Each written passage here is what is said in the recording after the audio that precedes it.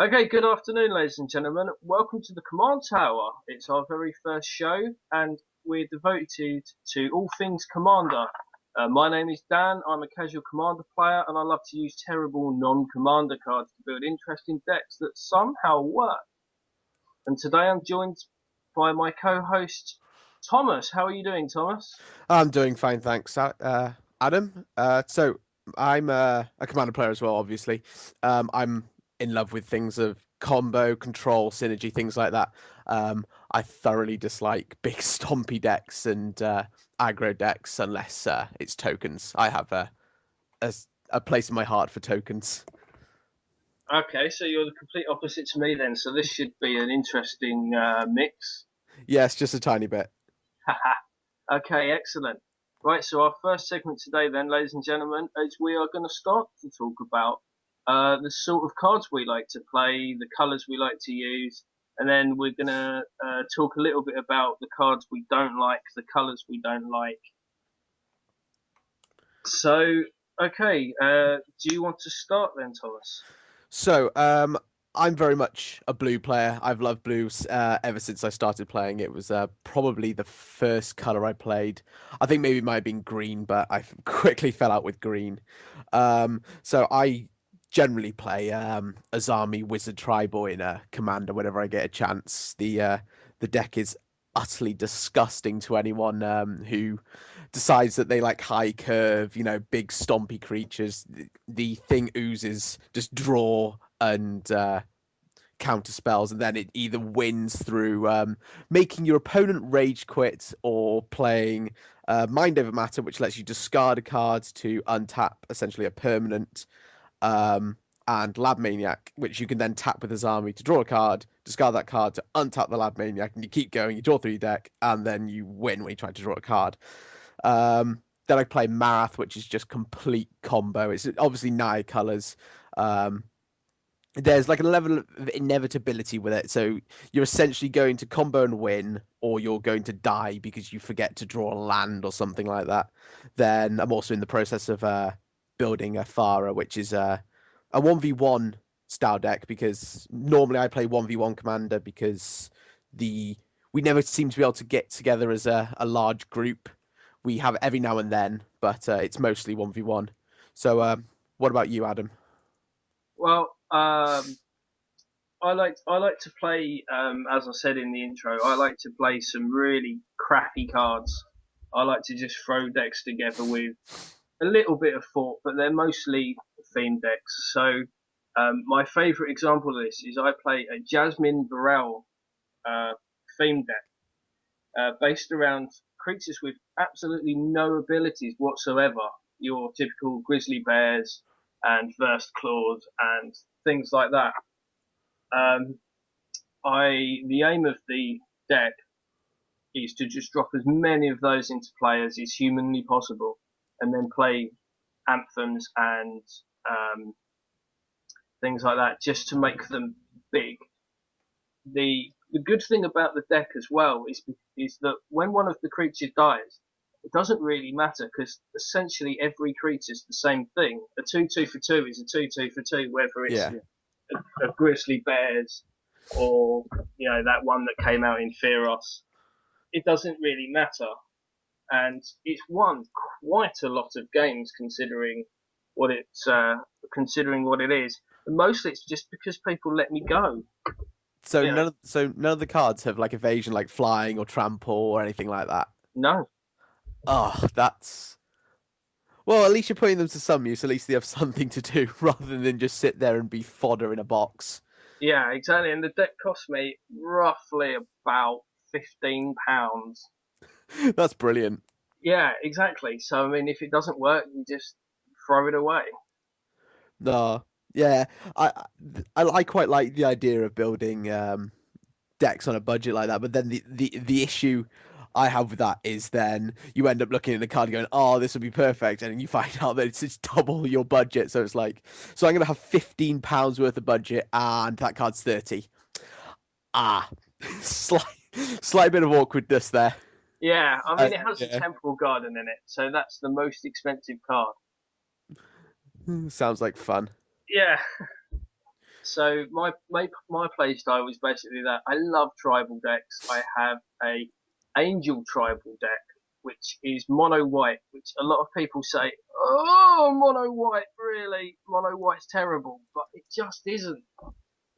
Oh no, mono white sounds fun. I was going to build a mono white deck around Brimaz because I love the ability of just be able to, okay, I'm going to attack and here's a guy. Okay, I'm going to block, here's a guy. And you just play a bunch of anthems and a bunch of like, so this card will pump them for a turn or this card will pump them permanently. So you end up making a bunch, like you attack, you make a 3/3, you block, you make a 3/3, and then you play like Cathar's Crusade. So you block, you make a 3/3, then everything becomes a 4/4. And but in the end, I just dropped it and started making a Farah instead because I hate not playing blue. It sounds a hell of a lot like my Jasmine deck, to be honest. That's basically what that does. Ah, that deck needs a Farah. Not a Farah, Brimaz.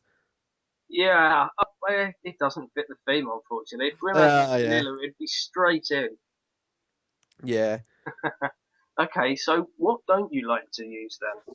Um, it's the stompy stuff I don't like. Like I can understand stompy things. Like Craterhoof Behemoth. Craterhoof Behemoth is an example of a stompy card that I like because it's not simply just a big guy that comes in and then just wins you the game. Like I hate the Eldrazi Titans. Annihilator is one of the mechanics I hate the most. I think it's incredibly unfair in many ways. It's the same as Infect. Infect could have been done completely differently, but it's a mechanic. It's there. It's not too unbeatable, obviously, because it's not banned for whatever reason, but it's still so much more annoying than everything else in the game. But the card I hate the most, especially playing as a Zami, which is mono blue, is Mistcutter Hydra. But it's protection from blue and uncounterable, and it's just every time I see it resolve, it's just this is gonna end badly for just me. No one else, just me. Yeah, that It's thing's gonna kick your ass. yeah, one of the people I usually play against plays Xenagos, as in the god. So he goes Miscutter Hydra, move to combat. It goes from a 10/10 to a 20/20, and I just lose half my health in a turn. It's just ah, Yeah, that is really gonna hurt you. just a tiny bit, and it's not like you can easily block it as well. It's just like okay, so I've got a solemn simulacrum. I'll block it. It's got trample as well. Oh, so I'm still taking 18. Ah. Yeah, and even evacuation doesn't get you around that. Yeah, because like you can just go, like you can Cyclonic Rift it, but like you overload it and Cyclonic Rift it back to hands, but they're just gonna play it next turn. Yeah, So the only way I've ever been able to deal with it is Cyclonic Rift it back to the hand, play a Vendilion Clique and put it to the bottom. But then he just plays like a tutor and finds it, and it's just like, oh, for God's sake, I killed this. I got rid of it, and now it's back again. that's karma for playing mono blue, I'm afraid. Well, it's the reason why I play Mind Break Trap because it exiles it off the stack. So it's just like it's gone. It's not coming back. Stop trying to bring it back. uh, it is the pain in the royal backside. Yes. Yes. So what about you? What's sort of like your hate card? My hate strategy is what you play, basically. I I really dislike combo decks. I really, really hate them. I'm okay if a deck has an accidental combo in it. My green blue token deck has an accidental combo in it. It goes infinite with mana. The most I'm gonna do is drop a Mistcutter Hydra for 1,000,000. Um, but aside from that, I don't have any decks that can combo. My play group is very stompy heavy. Um, that's partly my fault as well, I think, because I play a minimum of 40, 45 creatures, something like that, in every deck, unless it's dedicated just to be Yeah. something different.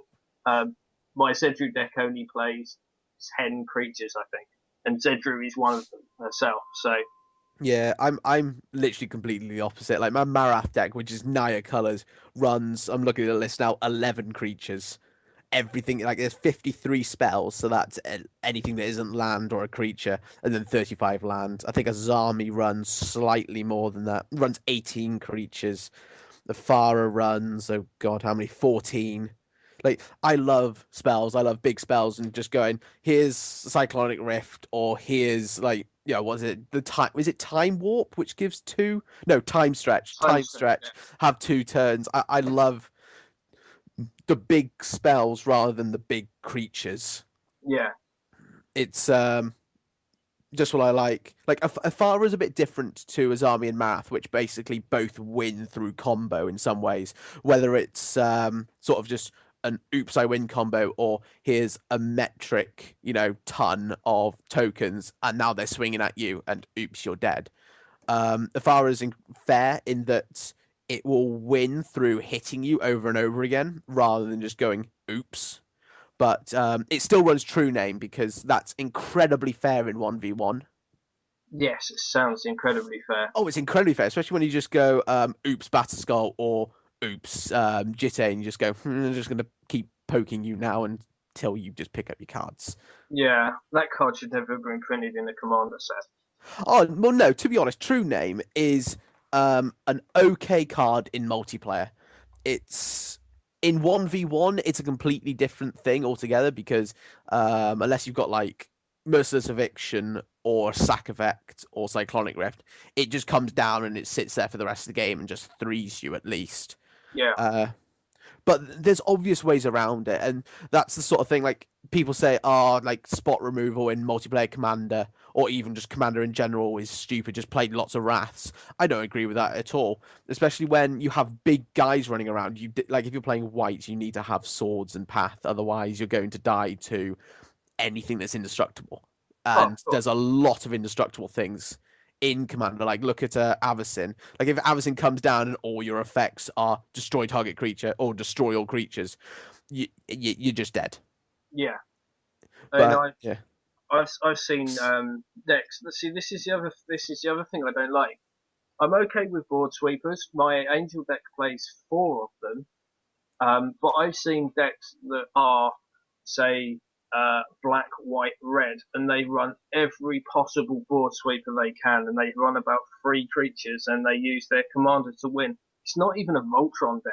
It's just literally wrap the board until nobody has a hand of creatures, and then you just drop your commander, and then they just swing for a win. I hate that. It's so boring. it sounds like a Widwen deck, which in competitive circles, which uses the French rules of EDH, where like things like Soul Ring are banned. It's essentially Widwen, things like Snapcaster and a couple of other things, and then it's control, equipment, and Widwen is flying and flash, and then you can pay a blue and a black and a life to return it to your hand. So you just keep playing her, and they go kill her, just like return it to my hand, play her again, try and kill her, return it to my hand, and because you're starting on like 30, 40 life and may have like a Batterskull to gain you life and things. 1 life is nothing. Yeah, You just sort of flitter it away. Like especially in like even in modern where you play fetchers and you'll play 8 of them, you're okay losing 8 life to, well, maybe not 8 life, but you're okay losing the life just to go get a land. Why you'd be okay losing 1 life when you have 30 life to keep your basically your win condition alive and at 4 mana rather than at 6 or 8 or 10. yeah, But yeah, it's a silly deck which basically just goes control, control, control. Here's Widwen. I'm gonna hit you and kill you in a couple of turns time, and it's gonna go quicker if I have swords and the like. yeah. See, my Widwin deck works very slightly differently than that. You give it, I forget the name. What's the sword that destroys everything when it hits? Oh, World Slayer. Yes, that's the thing. Yeah, I equip Widwin with a World Slayer attack. Deal the Oh, and I then see. Yeah, we go. Yeah, in yeah. response to the trigger, you bounce it back to your hand. And then you float some mana. When the trigger's resolved and everything's gone, you flash Widwin back in. Oh, that's smart. I quite like that.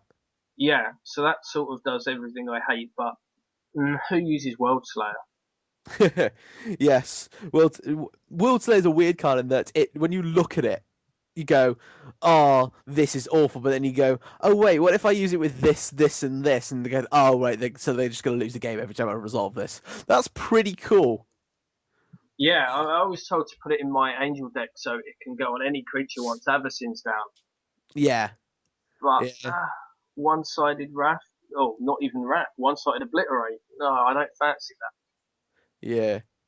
Like, no, that sort of thing doesn't bother me. Like all my decks are supposed to be incredibly wrath tolerant in that I don't mind if I wrath or they wrath. Either I'm running very few creatures or they just don't care. Like Marath was, I think this is like one of the differences between you and me is that Marath was running Avacyn, and Avacyn is one of probably the best creatures in EDH by sort of a good margin, but she's too high on the curve. So normally I was winning or wanting to basically play one or two things by the time I could cast her. There was just no point her being there. Yeah, So good card, but the problem is that she's incredibly expensive, and especially if you're just going to go, "Oops, I win." She's just there for protection, and in the end, it doesn't really matter because you're wiping the board over and over again, then slamming something they can't deal with. yeah. See, I use Avacyn as my commander because, well, she's the Lord of all the angels.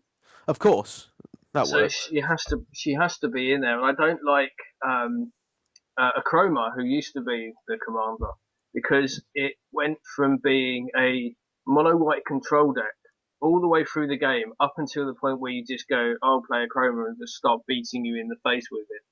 Yeah, a Chroma is one of those cards which you obviously look when you saw it the first time. You went, so they were trying to see how many keywords they can put on a single card. So what's he got? He's got First Strike, Vigilance, Haste, Trample, Protection from Black, Protection from Red, Flying. Yeah, Is that everything? that's That's everything. seven, seven Yeah, things. It might not have Vigilance. Does it have Vigilance? yes, it has vigilance. Yeah, Oh right, okay. So it's an attack around the block at the same time, and it's got haste.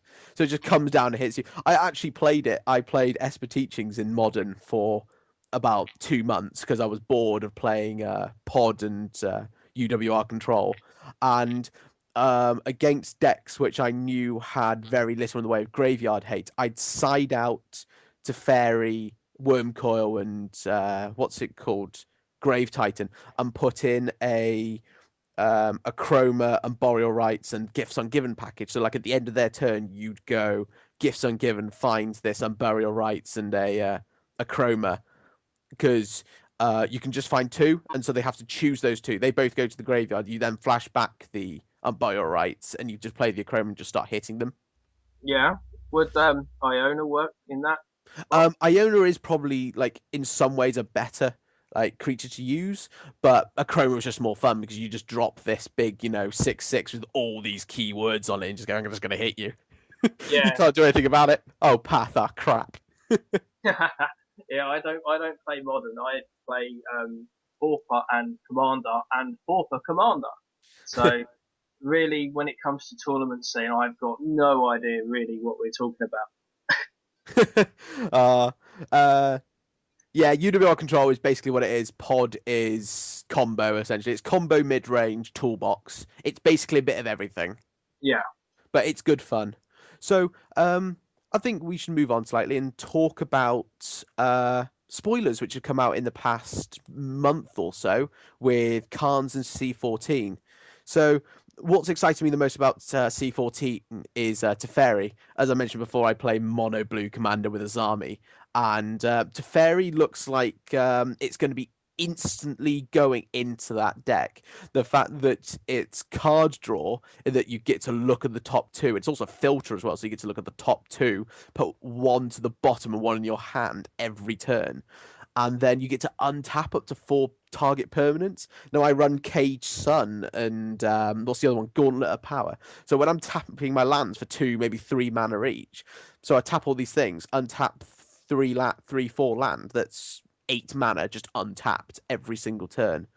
And then his last ability is fairly silly depending on what the FAQ says, because it says -10, you get an emblem with you may activate loyalty abilities of planeswalkers you control on any player's turn anytime you could cast an instant.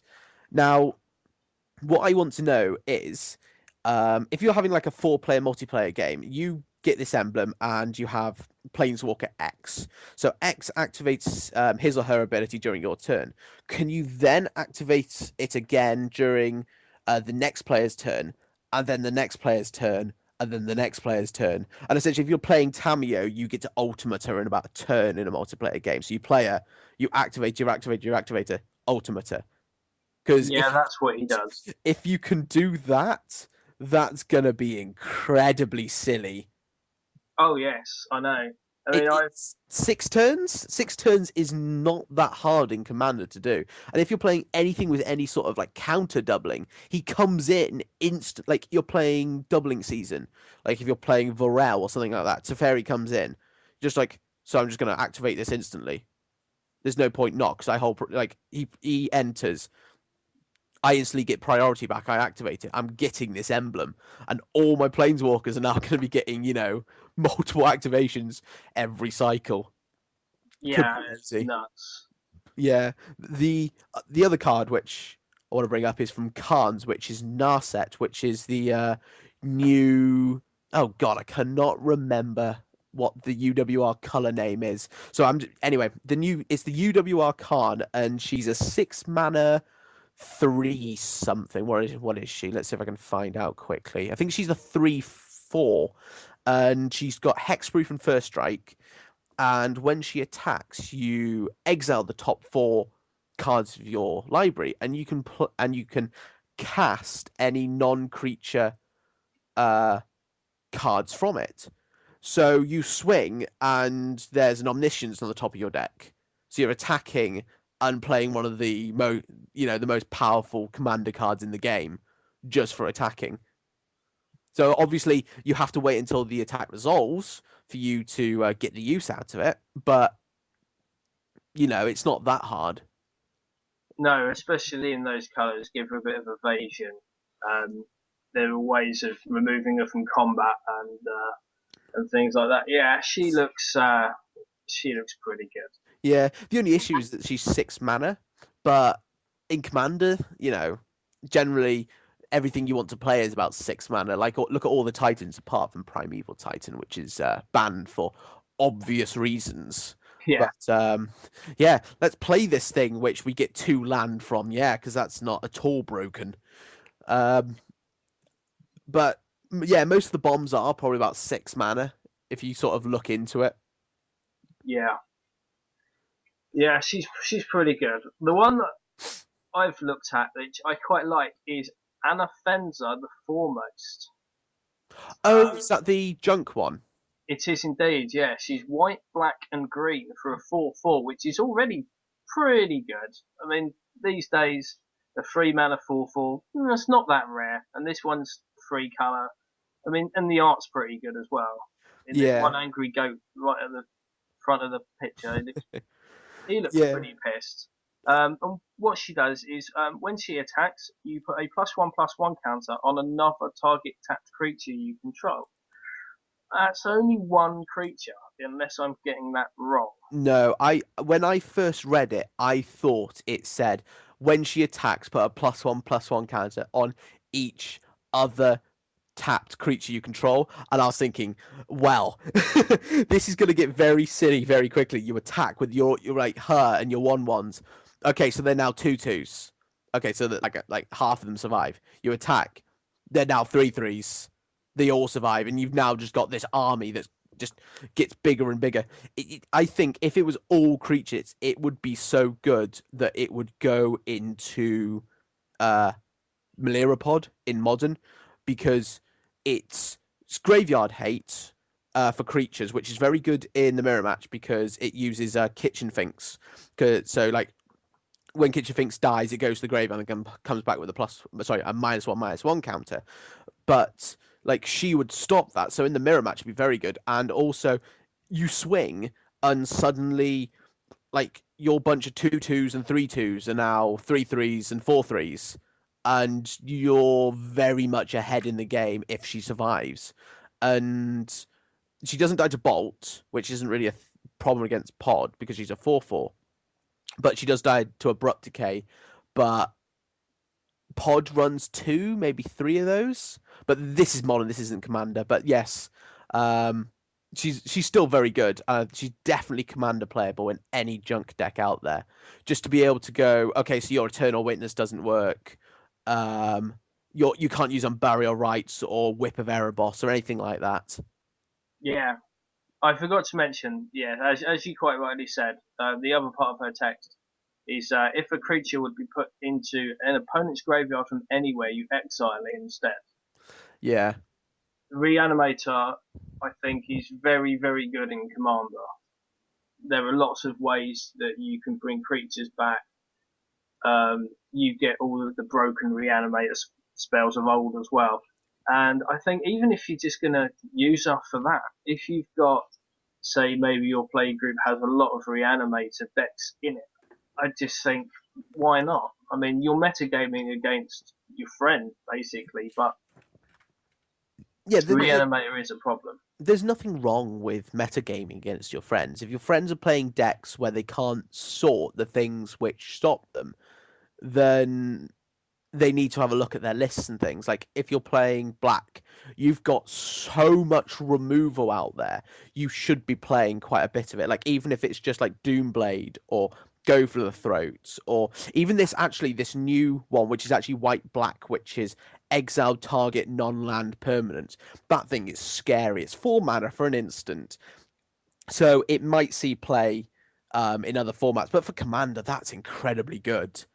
Yeah, That's incredible. It like any sort of white black deck, I will play one of those in just for the sheer fact it's that thing's annoying me. Go away. yeah, yeah. So the other one I quite like, quite excited about this for a reason which isn't entirely Commander, is Zergo Helm Smasher, which is a black, white, red, and two colours for a 7/2 with haste. He attacks each combat if able. He has indestructible as long as it's your turn. And whenever a creature dealt damage by him dies, you put a +1/+1 count on him, so he just gets bigger. My issue with him is he looks very good on paper. My issue is that I hate things which constrict me to having to do something each turn. I have to attack each turn with him. So I've got to keep. I know he's indestructible, but he's always sideways. No matter what happens, he's always going sideways. And then it's if he kills something, and if they have some innocuous, annoying, like 2/2, like I think it's like Darksteel Mia, which is a 0/2, which is indestructible. This guy instantly gets turned off. You don't get to use his second ability. He doesn't actually kill anyone, even though it's a 3-turn clock if you can get through, which is kind of scary actually.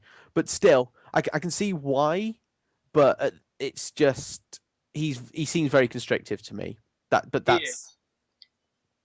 if you're going to play like that sort of deck where you basically just play a guy and just keep swinging, I'd rather play Ruhan of the Fomori because his colors seem better in some ways. I don't know. I like playing blue. It lets me play Cyclonic Rift, which is just the biggest blowout ever.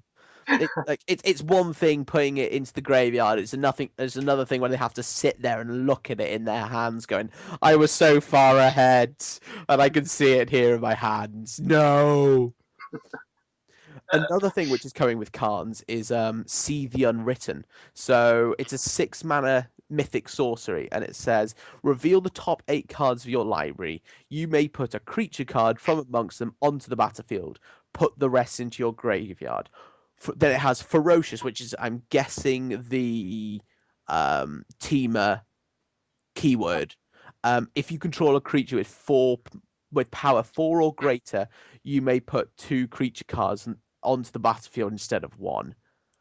My God, That's that's pretty good.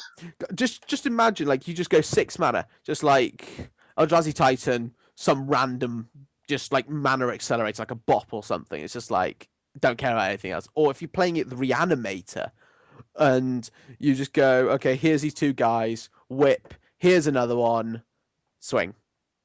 Yeah, For green decks that play lots of big dudes, it's amazing. And for reanimated decks which play green, it's also amazing because you get to put these creatures in the graveyard and then start swinging with them not long after.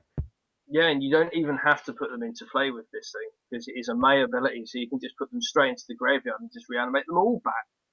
Oh, oh, that's cool. I Yeah, didn't realize it was a. Yeah, it's a May. yeah, Huh. Well, that makes it even better, especially if you play like what is it? Living Dead, is it? Where yeah, Living Death, that's it, and then it's non-suspend counterpart where you just go exile the board, exile the graveyard, put anything that was in the graveyard into play, everything that was exiled from the board into the graveyard. yeah. Yeah, so you just put all these like you could potentially put 8 big dudes into play with this thing, cast Living Death or whatever, and just laugh.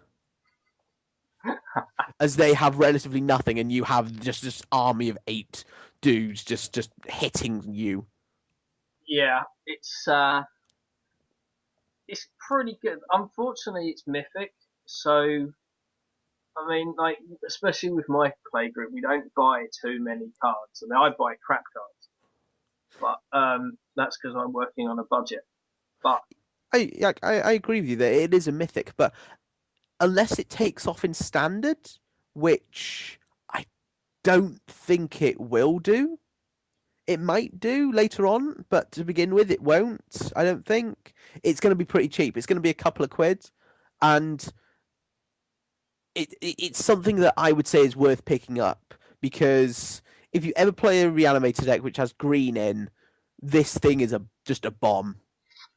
yeah, And you have things like I think it's Worldly Tutor, which lets you look through your deck and put a creature on top of it. So you're guaranteed to hit some silly creature that you've looked for if you play Worldly Tutor before you do it. well, in fact, there's better than that because you've got Congregation of Dawn from the original Ravnica set, which is the same thing, but it lets you find free creatures. Oh, and it puts them on top, does it? It puts free creatures on top of your library. Oh, right. Well, there we go then. There we go then. Just play. Basically, people, if you're listening to this, play just Junk Reanimator. Play Gave. Play Gave. Play those 2 cards and make everyone cry. Just do it. You'll have lots of fun, and the people opposite you won't. Or even outside of Reanimator, you just put Elash Non on top of your library and then just play this thing. And then Oh no! I instantly know what you play. You play Trostani. Oh no, you don't play Trostani because she's only got 2 power. You'd want to try and find like a green-white commander like Sigarda, which has 4 or more power, because then you just like you cast your commander. The next turn you cast this. So yeah, no, very good card. Very good card. I like it. I think it has a lot of potential, especially in Commander, potentially in other formats, but definitely a Commander All-Star to say the least. certainly, certainly. Um, the other things I'm looking forward to. This is on a bringing the power level down a little bit. Is the new set of Trilands that they're bringing out. They come into play tapped and they add 1 of 3 colors.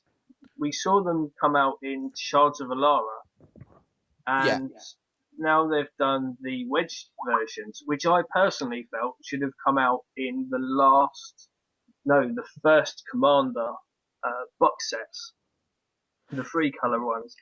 But I can see why they didn't put them in that because they wanted them in this, and it makes more sense for them to be in this, I think. How long ago were the original ones released? About 3 years ago? When was Shards of Alara? No. The original Commander. Oh, the original Commander. Yeah, the original Commander boxes, because it was released about 3 years ago. This was being designed at the same time, and so they were probably looking at them going, okay, they can wait, essentially. Yeah, I don't have a problem with them waiting for this. Yeah. Like this set, like Khans, is turning out to be a very, very nice looking set. I like Alara was when I started playing Magic properly. I kind of stopped through Zendikar, which was stupid of me because of all the fetches. But I kind of stopped then, and it was definitely a very fun set. Esper was definitely my favorite shard. It was so fun, just all the artifacts, the counter spells, the removal. Like Parasitic Strix is my favorite card from that. Esperzoa, Parasitic Strix, just find a black permanent and just recur this Strix every turn. Yeah. Just like drain you for 2, drain you for 2, drain you for 2. So it was just inevitability, unless they killed one of them, obviously, then it just got annoying. Yeah. And it's funny you bring up this set clans from Zendikar actually, because we've just been treated to Wooded Foothills, Windswept Heath, Polluted Delta, Flooded Strand, and Bloodstained Mire, the old cycle. Oh no, these cards are terrible. These cards are terrible. You guys, you don't want them. You don't want them. You want to give them all to me.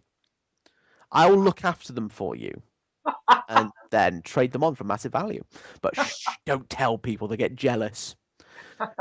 No, it's about time they reprinted them. There is actually theories going around that we will get the enemy ones in the third set, because the plot is basically the plot of Khans is looking like Sarkhan goes back to Tarkir, resurrects, like goes back in time, stops the dragons getting killed, and it sounds like the world is going to go slightly sideways. So the opposite of the Allied is obviously enemy. So potentially enemy fetches in the last set, maybe. Please, wizards, please. So basically, what you're saying is it's going to go the first set of being this, the second set is just It's going to be transition. Yeah. Yeah, and then it's going to turn into Alara. Yeah, it's Fate Foretold is what the next set is called, isn't it? This was actually sport about like an hour or so ago. I found out anyway.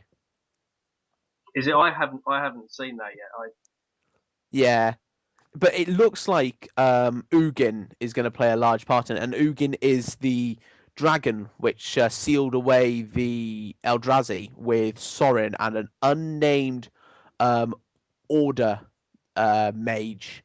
I can't think of what the actual term for it is, but yeah. So it looks like Sorin's looking for Ugin, and I'm guessing we're gonna find um, either a new planeswalker who's an order planeswalker, which is obviously white, or it's going to turn out that Gideon is going to be sort of like the inheritor of this, because Gideon is obviously sort of a mono white planeswalker, and he's very much into his order, because that's one of the reasons why he joined up with the Boros in Ravnica.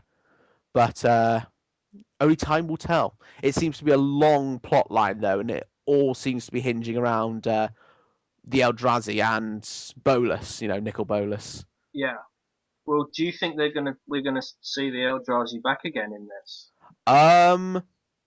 Not in Khans, and probably not the set after, but eventually we are going to be either having a return to Zendikar or a new plane where the Eldrazi are as well. But Yeah. well, actually saying that, the next set should be a return set by the sounds of things, but I don't know. It's all speculation at the moment. It is. Yeah. From a personal standpoint, I just hope we don't see any more Eldrazi, just because I don't want them in Commander anymore.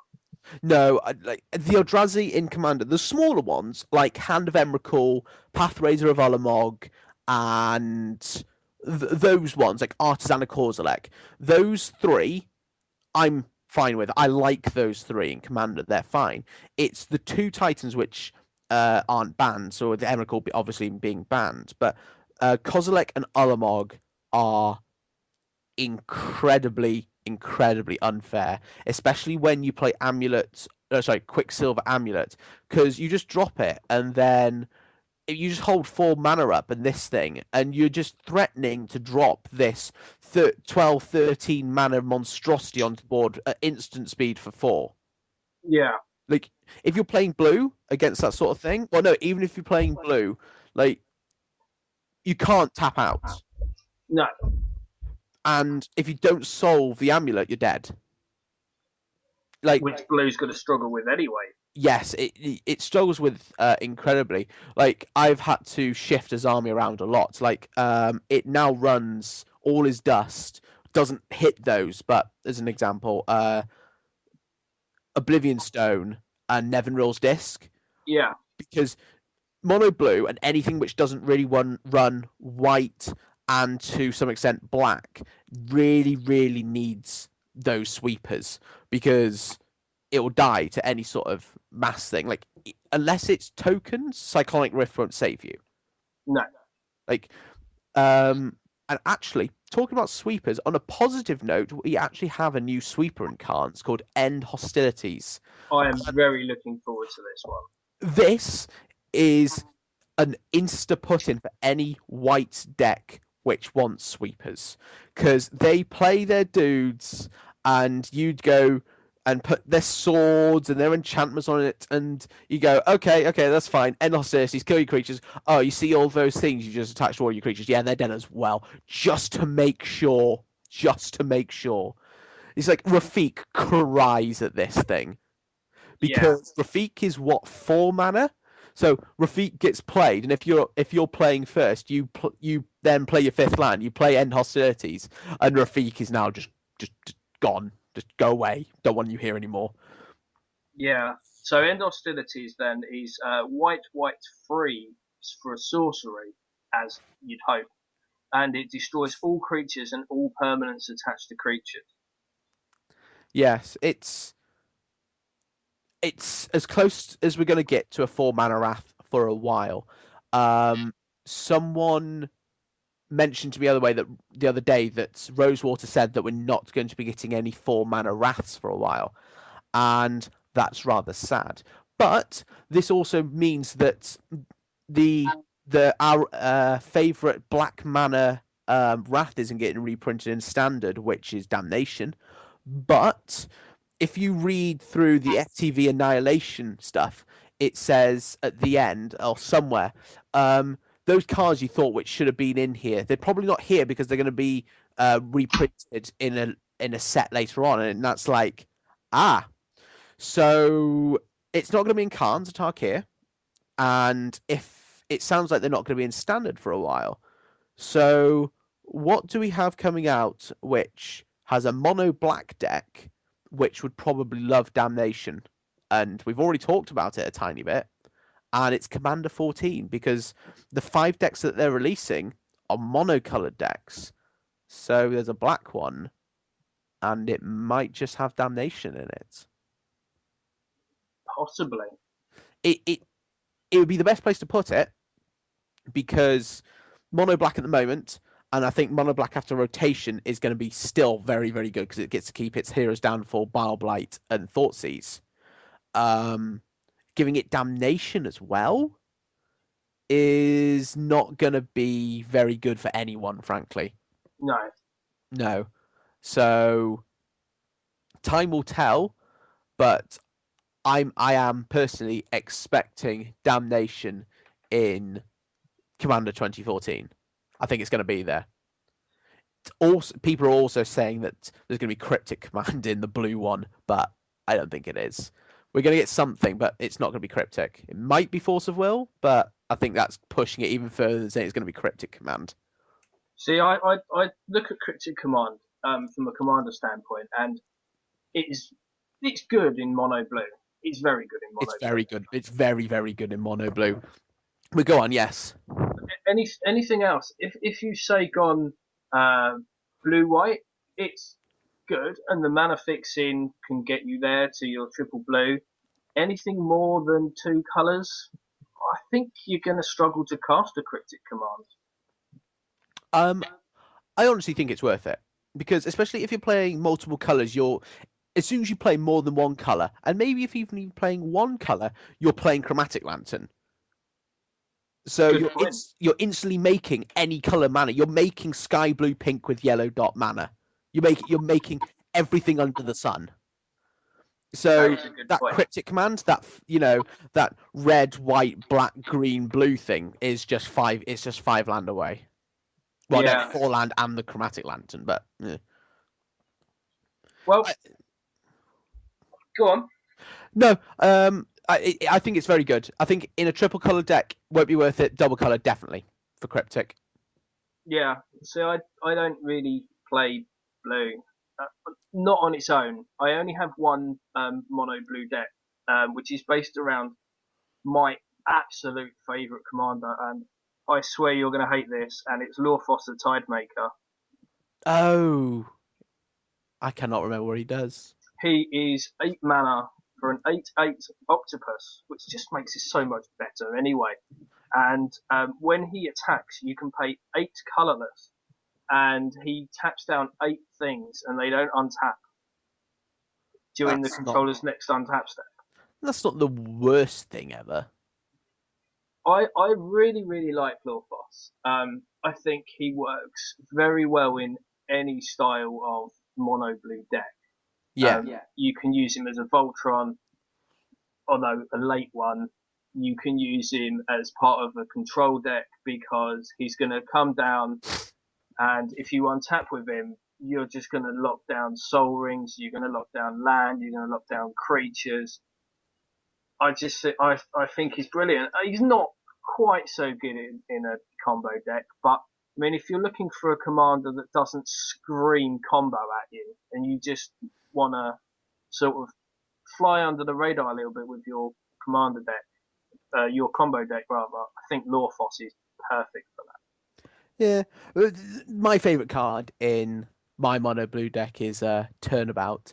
It's it's an amazing card. It's a 4 mana instant that uh it's I think basically it's target player no sorry, it's tap or untap all land, artifacts or creatures target player controls. So they have a massive board of like a million tokens. They go to combat, tap 4, Turnabout, tap all your tokens. Or they have like a lot of mana. And you just go in your upkeep, tap all your land. Or if you're playing like Nykthos or something like Caged Sun and Gauntlet of Power, you just tap all your mana, make like 30 mana, and just go use 4 of it, untap all my lands, go up to Yeah. 54 mana, play Blue Sun Zenith, draw 54 cards. Oh, you can't, you lose.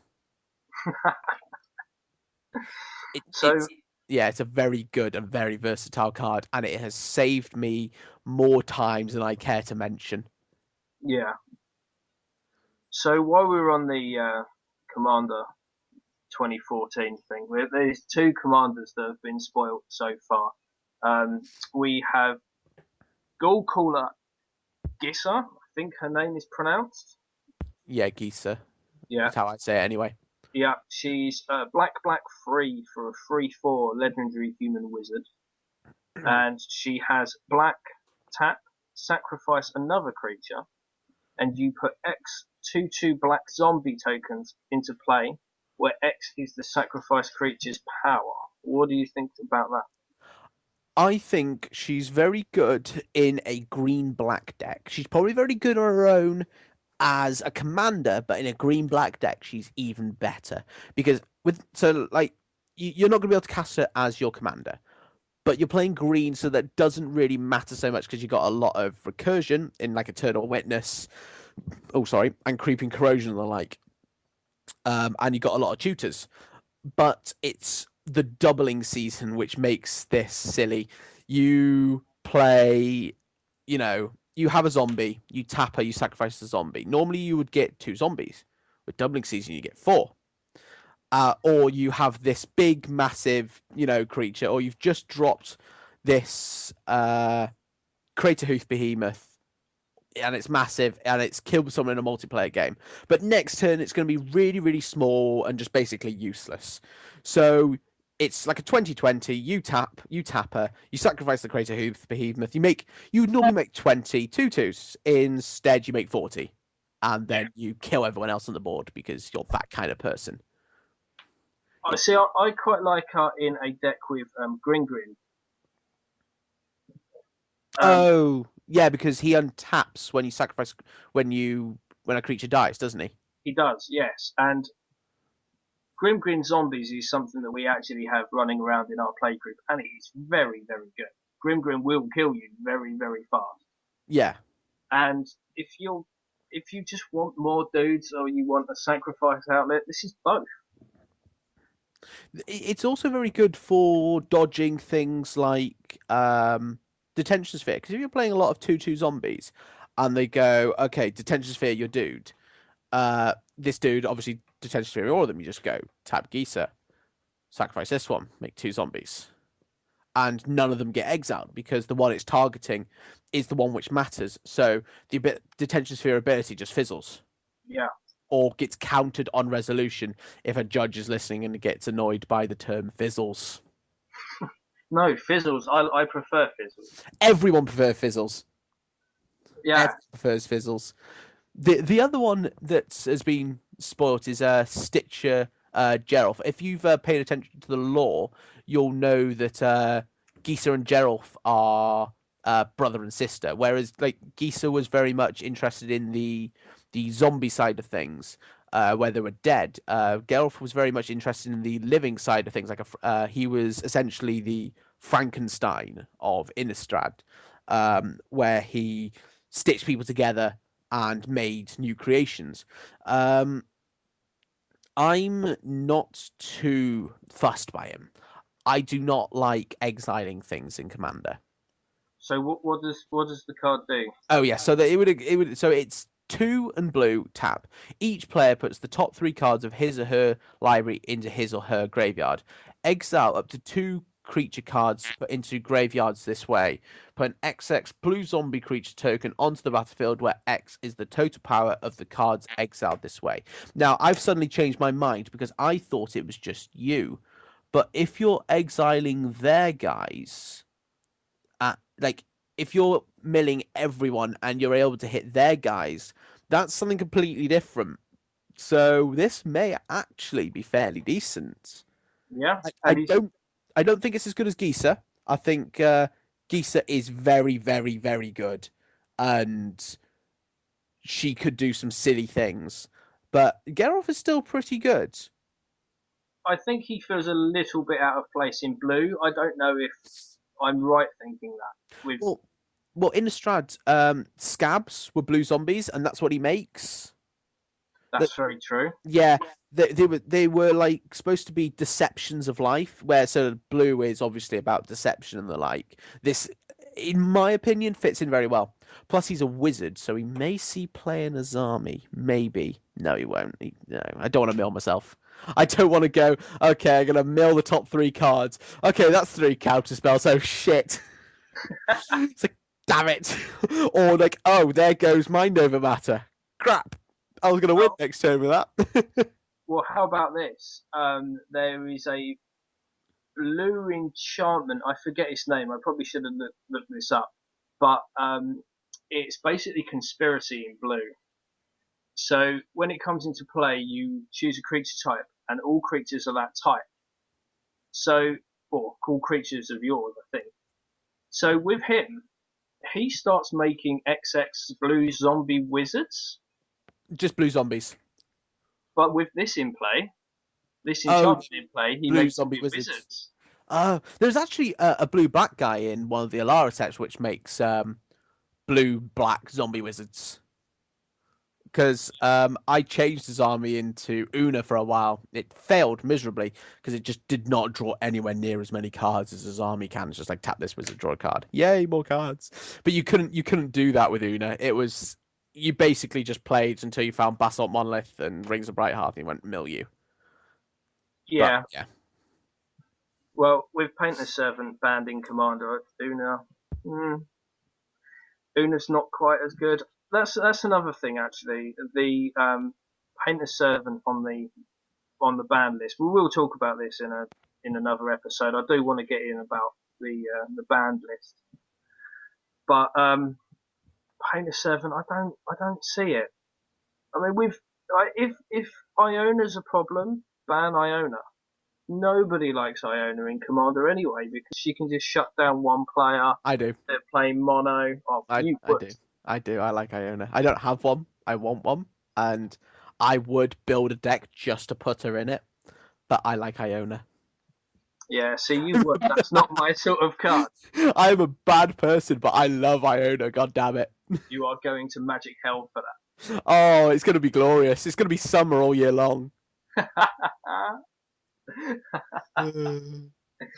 Excellent. Right, so I think we should probably come up a bit closer to wrapping this episode up. We're nearly at the hour mark. Uh, Yes. a couple of things, or one thing I'd like to do is a feature of the cast, hopefully, if we can think of some. But I'd like to do a card of the week from each of us with a little bit of explanation why. So, my card of the week this week is Suicidal Charge.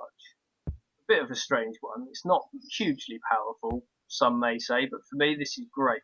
So it's red, black, and three colorless for an enchantment, and it's a common from Conflux. So anybody can get hold of it, even though Conflux I don't think sold really well.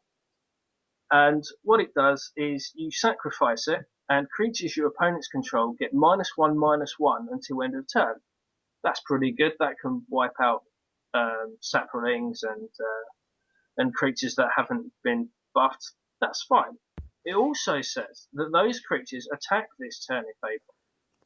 Now, the reason I like this, I mean, it's obviously not going to work against your Azami, but it means that if they're playing a commander that they don't want to attack with, and maybe they've tapped out for its ability or something, it has to attack. And if you pair it with white, you can condemn it to the bottom of the library. You can just start throwing your creatures on it to try and get rid of it. If they've got something that a creature that's quite problematic, it it either dies with a -1/-1, or it has to attack you, and you just block it, and it's one smaller as well. Yeah, it's a very good like efficiency card in that if you're like if they drop Avenger Zendikar and like you drop this afterwards, like unless they've played a land, you can well what does it say? You can sacrifice a creature to it, is it? No, you sacrifice the enchantment itself. Ah, right, okay. Anyway, but like if they drop an Avenger Zendikar and don't play a land, and they have all these 0/1 guys, you just go play this, sacrifice it. All your 0/1s are now dead. Well, even if they do play a land, you sacrifice it and they become O1s Oh, again. sorry. Yeah, but it's not permanent though, sadly. No, it's not permanent. Um, I like it, especially like if you're playing against a lot of token decks that make tons and tons of 1/1s, like Reese the Redeemed or something. He makes lots of 1/1 elves. It's a very good card. Um, my card of the week is well, I've technically got two. But one of them is a recurring one, which will always be card of the week, frankly. It's Solemn Simulacrum. Until this thing gets a 3-mana reprint, it is essentially going to be my card of the week every single week. It's just so good. It's a 2/2 body for 4. It ramps you, and when it dies, you get to draw a card. If you're playing Flicker, it's constant land. So you just go Solemn Simulacrum, Cloud Shift, Restoration Angel, Conjurer's Closet. It's all these things. It's got all this mana. And then when it finally dies, you get to draw a card. But if I have to come up with one that, I'll come up with a different one every single week, but this will always be mentioned. It will always be good. Council's Judgment is going to be my proper card of the week.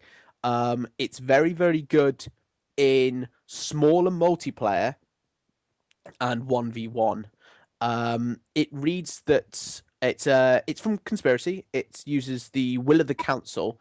So each player chooses a permanent you don't control. So essentially, the person casts it. Your permanents are instantly fine. Everyone goes around choosing more permanents, and you can get round things like protection, hexproof, shroud, indestructibility, because well, it doesn't target, and it's exile it.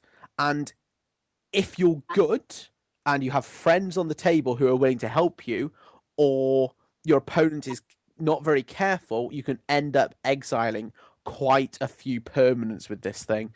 Because it chooses the one with the highest or tied for the highest. So you end up, so you can even go through things like true name. I think it's even considered in Legacy to be a sideboardable card at the very least. And I would sideboard it if I played Legacy properly myself.